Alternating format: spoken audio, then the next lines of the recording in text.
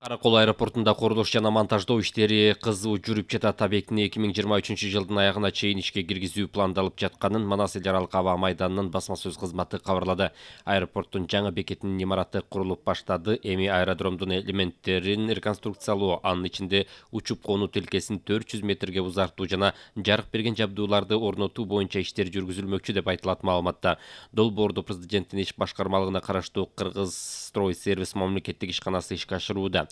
Курулуш Манас аэропортунун өз каражатынын эсебинен аткарылып жатат. Реконструкциялоо жумуштары аяктагандан кийин жаңыланган Каракол аэропорту саатына 250 жүргүнчүнү тейлей алат. Embraer 190 сыяктуу учактарды жана алардын аналогдорун чектөөсүз кабыл алууга мүмкүнчүлүк алат деп айтылат кабарда. Каракол аэропорту 1971 жылдын 1 январында негизделип, учуп конуу тилкеси 1978 жылы пайдаланууга берилген. Андан бери аба майданында капиталдык оңдоо иштери жүргүзүлгөн эмес. Мамлекет башчы ушул жылдын май айында аталган аэропорттун жаңы бекетинин курулушуна капсула салган.